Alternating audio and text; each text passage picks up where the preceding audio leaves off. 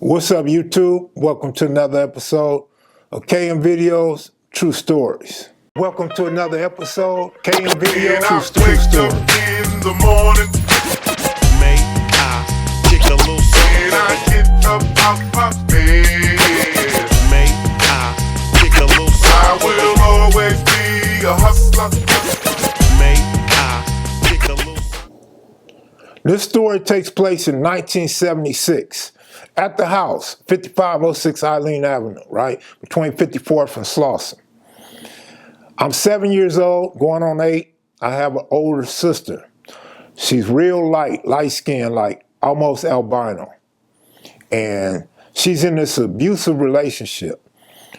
Her husband, which he was about 4 or 5 years older than her, he had been in the Army, and now he was out the Army.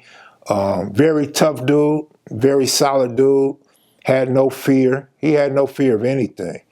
He was kind of like, not mentally challenged, but he was crazy like that. Like, he was with all the bullshit. Whatever the bullshit is, he was with it. And so he's putting hands on my sister. My sister would come home with these black eyes. Sometimes the black eye might be a purple eye. All these bruises on her arm where you could see dude had been grabbing her arm, probably bending her arm and all kind of shit. My sister stayed bruised up. You would swear she played football in the NFL and didn't wear pads. It was hurtful to see my sister like this, man, because she was a good woman. She was very sweet, very smart. She loved to read, loved to write. She had a great head on her shoulders, but unfortunately she got involved in this relationship that she felt like she couldn't escape. And nobody's feeling that. My sister's 17, about to turn 18, just had a baby. She got a newborn baby. This is January 6th. So sometime shortly after that, because my niece was still an infant. And this was the prized possession of the family at the time because this is my mother's first grandchild. And she's loving it. The family's happy for my sister. My sister was a very smart, intelligent woman. She was a very popular woman in the neighborhood, not sex-wise. She wasn't like out there like that, you know what I mean? But she went to Crenshaw High School when my brother went to Crenshaw High School. So my brother, his job was to protect my sister. Because back then, if you were real light, a lot of people tease you. So my brother has to whoop whoever ass that teases my sister. If not, he got to see my mother. And believe it or not, my brother used to always say he would rather fight anybody on the streets, no matter who they was, than to have to go home and fight my mother. Because my mother was with the business too. I've heard stories about her when she was a teenager and a young adult, having a lot of fights and being down with, all the way with it. And so bro didn't want that problem at home. He'd rather have a problem in the streets or at school. But now my sister's boyfriend, for some reason, my brother don't want to see him. My brother don't want to fight him. And my brother was a martial arts expert when he was a youngster, when he was a kid. Maybe in high school, junior high, high school. I want to say high school. Dude act like he ain't never owned nothing in his life. So he was going to own my sister. And so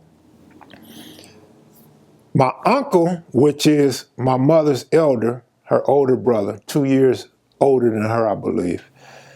No, 1 year. 1 year older than my mother.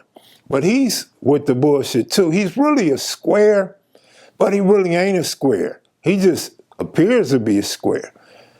He graduated from college, graduated from USC, grew up in Stockton with my mother and everything. And so when they come to LA, my uncle was actually coming to protect his sister because my mother had a crazy relationship as well. So uncle is protecting moms. My brother's protecting my sister. But nobody's protecting my sister from her boyfriend, which became her husband, her kid's father. And we don't understand why dude keep putting hands on her. She's not cheating. She's not disrespectful. He just, in his mind, she's always doing something wrong. And so he's putting hands on her. You can't go punching on no light-skinned girl, man. You're going to see all the bruises. Purple, blue, black. You're going to see all them different colors on a light-skinned woman, man. My mother asked him to quit putting hands on her, but he never listened. My brother was like, man, hold up. He ain't giving my brother no play. He don't give a damn what my brother talking about. Almost like disrespectful. Not in verbiage, but in physical being, he's not respecting what my brother's talking about. So now my uncle hollers at him, and my uncle tells him, you can't be putting hands on my niece, because when you do that, it hurts my sister. And when it hurts my sister, it hurts me, and I got to take care of that. He ain't respecting my uncle, who was a parole officer at the time. So Unc used to have a concealed or open carry license, and he used to walk around with these handcuffs. You never know he had a gun on. Like, you couldn't just see his gun. Unless he took his suit coat jacket off, you might see his holster with like a 38 in there or something, or maybe a 357, some type of revolver. And you might see his handcuffs sometimes sticking out a little bit, possibly. But nevertheless, my uncle was really with the shits too. I mean, the state of California is going to back him and support him damn near anything he does anyway, because of the type of job he is and his past. Never been in trouble, did all the right things in life. And so, bro-in-law is always coming over talking shit. He don't care who it is, he's talking shit. He used to like to drink beer. So if he was drunk, he would talk a lot of shit. If he was sober, he would talk a lot of shit. But now there's one particular night in January 1976. Bro-in-law comes over, and my uncle is over. My uncle's car is parked outside. My mom is home. She got 2 cars parked outside. It's pretty obvious just people at home. But we had all the lights off in the house. My sisters, they were sent in the back of the room to the girls' room and told to sit in the closet. My oldest sister, who just had the baby, is in the shower expecting her man to come over or pick her up. And mom's is holding my niece. She's holding my niece wrapped up in a blanket. My niece is asleep, and she's holding her real tight. She's not going to let nothing happen to this baby, and she's not giving this baby up. So while my sister's in the shower, me, my mother, my uncle, and my niece and my mother's hand go into the kitchen. Now, from our kitchen, if you look out the entranceway, you can see through our dining area and all the way through the living room. But you can't see the front door. When you walk through the front door, you have to make a right to enter into the living room. And then you got the light switches right there to your right. Here come dude pulling up to the house. My uncle turned all the lights out, so there's no lights on in the house. There's this dark, eerie feel to the household. And dude walks up to our front porch. And so, dude comes up to the door, and he knocks on the door, nobody answers. He knocks again, nobody answers. And he knocks again, nobody answers. So my uncle whispers, if this son of a bitch breaks in this house, I'ma kill him. While we're in the kitchen, my uncle's up front, my mother's right behind my uncle with the baby, and little old me, I'm creeping around uncle's legs because I want to see what my uncle see. Dude opens up the screen, then opens up the door and walks in our house. He turns the light on in the living room, and my uncle gets off on him. Boom, boom, boom. I don't remember where he got hit first, but as he got hit, he turned around to run back out the door, and he gets shot again in his spine. And then I think he gets shot in his thigh, something like that. I'm not exactly sure where he got shot, but I know he got shot in the spine, and he falls to the ground. Remember, the light is on, so I see everything. To see this tough dude This fearless dude ain't scared of nothing, sitting there screaming and scared he's gonna have his life taken was crazy to me. This will mark the first time that I ever remember seeing somebody get shot. And I'm a youngster. I got a front seat to all this shit. I'm not saying I was no bad dude, no bad kid, or had ill intentions. I'm just a nosy kid. I want to know what's going on. I want to see all the action. And I got it all. So we come up out the kitchen. Actually, my mother starts yelling at my uncle, stop, stop. So my uncle stopped after like the third shot. And my uncle walks up on him. My uncle's going to go ahead and kill him. My uncle's going to finish him off. He's laying in a puddle of blood. He's trying to get up. My brother-in-law's trying to get up. Like he's grabbing for air. There's nothing there. He's like climbing air. His legs ain't moving. He's instantly paralyzed. He cannot move. And it's blood. Blood that came through his clothes, and blood is all on our floor, our carpet. We had green carpet. There's blood all on the carpet. My uncle wants to stand over him and finish him off, and my mother say, no, that's enough. That's enough.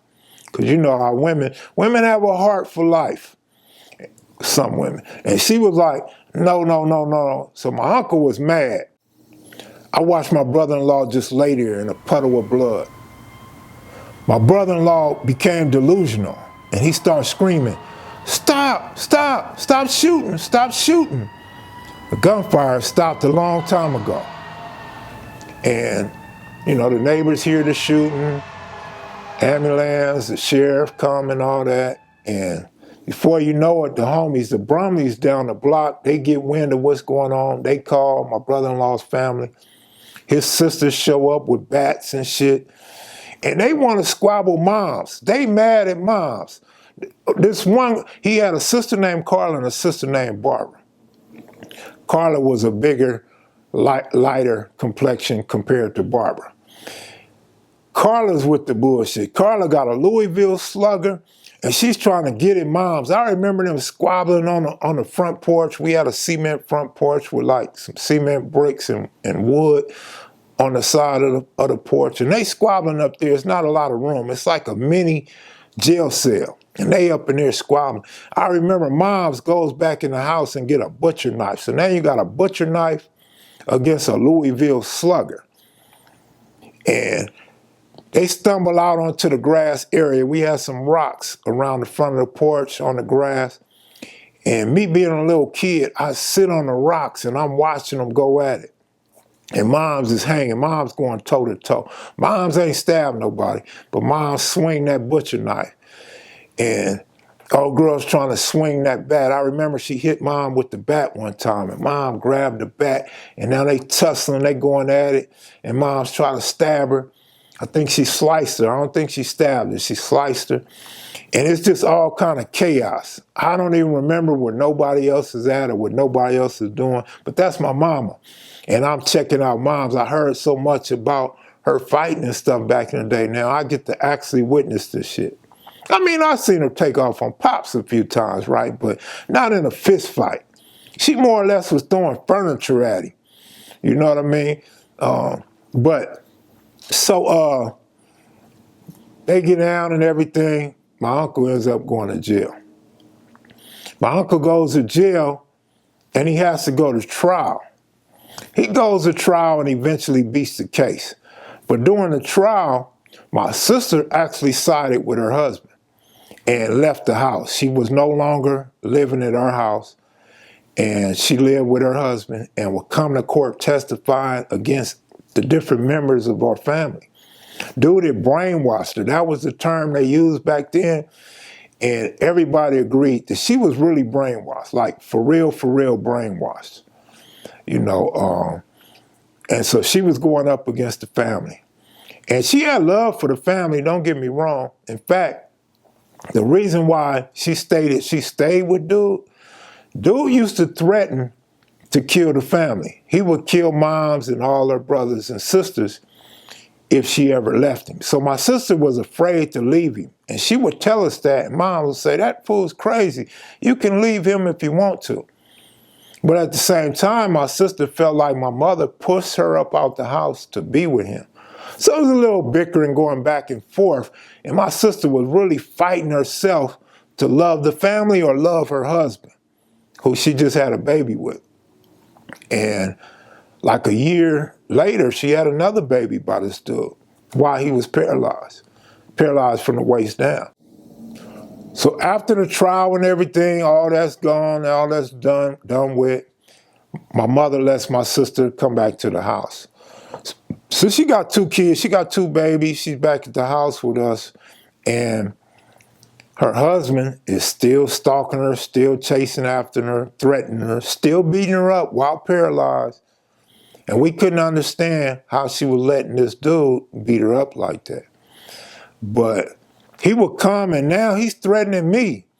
I'm like 8 years old now, maybe 9. I might have been 9 by the time he's doing all this. He's threatening me and my older brother. My older brother, probably in 6th grade at the time, going to 7th grade. By 7th grade, my brother was off the hook. So my brother wasn't going for it. But I'm a little dude, a little kid. Nigga, he's scaring the shit out of me. I remember we used to be in our driveway all the time playing, me and my brother. And dude would pull up, and bro wasn't having it. Bro would talk his shit and be like, fool, get away from me and all that shit. And I'd be sitting there like, I don't know who to mess with, who not to mess with, you know what I'm saying? I would sit there and I would talk to him and shit. And my uncle told him, like, man, you bother my nephews, man, I'm gonna blow your head off. So he kind of left us alone. He didn't bother us no more, but I used to have nightmares of dude all the time. I talked about this in my book, Sprung. I used to have nightmares because when he got shot, the blood splattered. Mind you, this dude had clothes on, but blood splattered all on the wall. We had white walls, so we had blood on the white walls. We had green carpet, and the carpet had like little brown spots in the carpet. You know, we try to clean it up, you know, vacuum, shampoo, but I didn't like to go by the front door. It always gave me problems to go by the front door, and in the blood, we had a closet right where you enter the front door. It was blood on that door too, and so that's how far the blood actually splattered.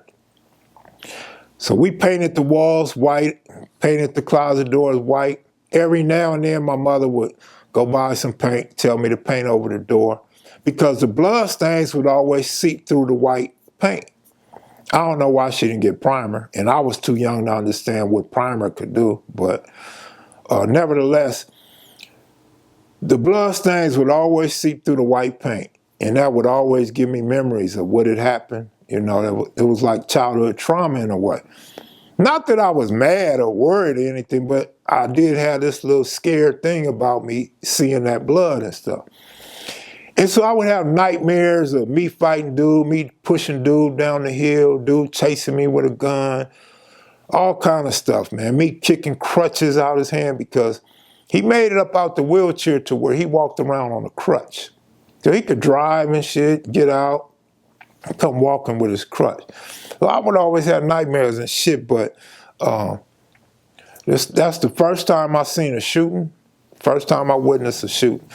My sister and her husband, they would eventually move throughout the United States, living in about 7 different states from Los Angeles, California, all the way to Florida.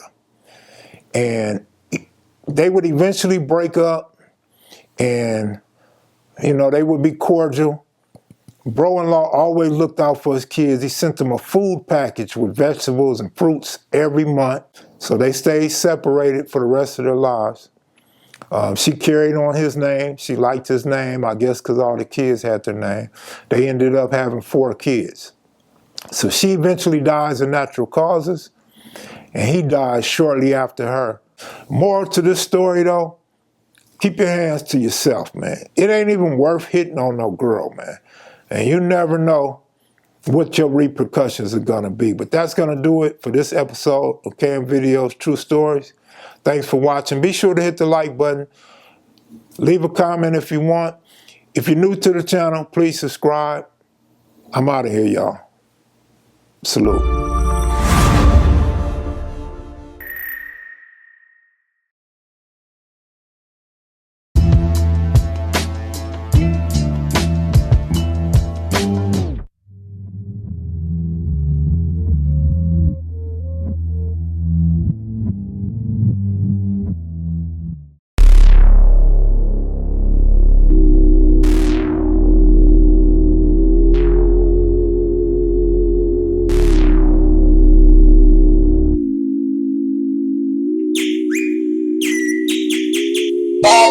Bye.